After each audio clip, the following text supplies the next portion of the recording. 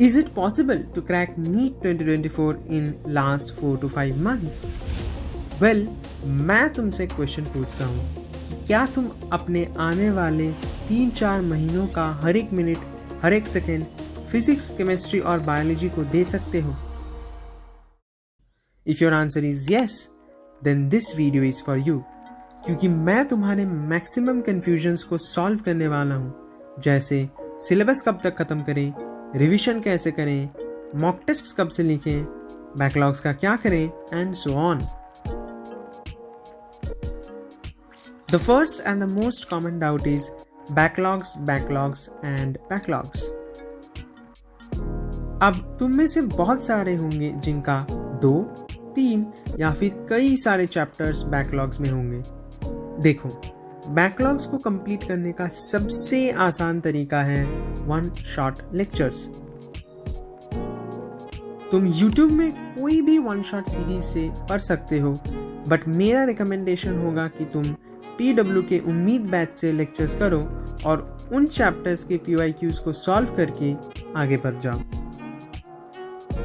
तुम आगे तो बढ़ जाओगे, लेकिन अगर तुमने पीछे के टॉपिक्स का रिवीजन नहीं किया, देन आगे बढ़ने का कोई फायदा नहीं होगा. So next, let's discuss about revision. Revision कैसे करें? कोई सा भी रैंडम चैप्टर उठा के पढ़ने लग जाए क्या? Absolutely not.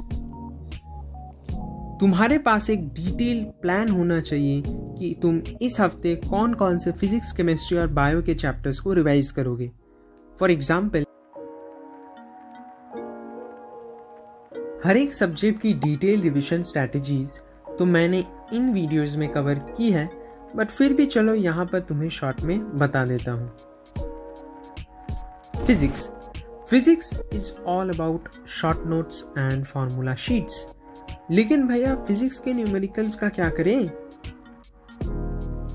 Here comes the concept of special questions. देखो, बेसिकली इसमें तुमने जितने भी क्वेश्चन सॉल्व किए थे, उनमें से तुम रिविजन के वक्त कुछ क्वेश्चंस को सेपरेट कर लेते हो जो तुम्हारे अकॉर्डिंग डिफ़िकल्ट हो. फॉर एग्जाम्पल, जो क्वेश्चंस डायरेक्ट फार्मूला बेस्ड ना हो, जिन्हें सॉल्व करने के लिए एक डिफरेंट अप्रोच लगता हो, some tough PYQs and so on. और फिर नेक्स्ट रिविजन के time you just revise these special questions. Coming on to chemistry. First, let's discuss about organic chemistry.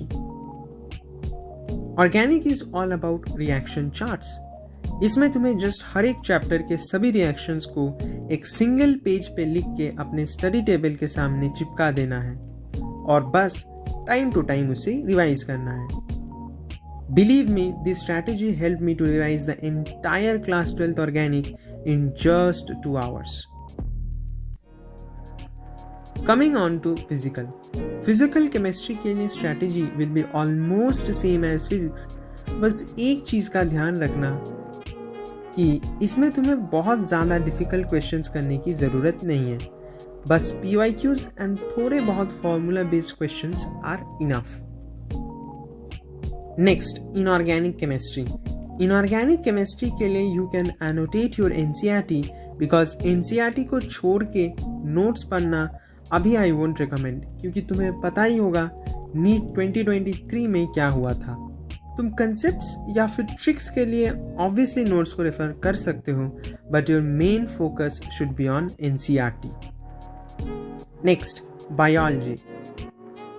इसमें तुम्हें कुछ खास नहीं करना होता. Just try to study the NCERT maximum number of times and solve many questions, ताकि तुम्हें ये पता चल सके कि तुम कौन से पॉइंट्स भूल रहे हो. लेकिन फिर भी तुम्हारी प्रिपरेशन अधूरी रह जाएगी if you are not giving tests consistently. हाँ, मुझे पता है कि तुमने आज तक बहुत सारे टेस्ट्स मिस किए हैं, लेकिन if you want to get selected, अभी से तुम्हें हर एक टेस्ट कंसिस्टेंटली देते रहना है.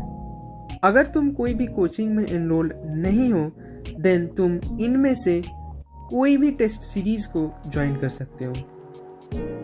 भैया, लेकिन टेस्ट कब से देना शुरू करें? The best time to give full syllabus mock test is as soon as your syllabus ends. कोशिश करो हर हफ्ते में एटलीस्ट 3 मॉक टेस्ट देने की और उनका प्रॉपर तरीके से एनालिसिस करो, और एक मिस्टेक कॉपी भी बनाओ जिसमें तुम अपने उन सारे मिस्टेक्स को नोट डाउन कर सको। बस टाइम टू टाइम उस मिस्टेक कॉपी को रिवाइज करना मत भूलना। लेकिन भैया, सिलेबस कब तक खत्म हो जाना चाहिए? अगर तुम एक फ्रेशर हो then by mid of January अपने 12th के सिलेबस को ख़त्म करने की कोशिश करो, और अगर तुम एक ड्रॉपर हो then try to complete it by first week of March और लास्ट वीक ऑफ फरवरी, ताकि तुम्हारे रिवीजन और टेस्ट के लिए इनफ टाइम रहे। नाउ एक और कंफ्यूजन जो मुझे भी हमेशा सताता था कि बोर्ड्स और नीट दोनों को एक साथ मैनेज कैसे करें।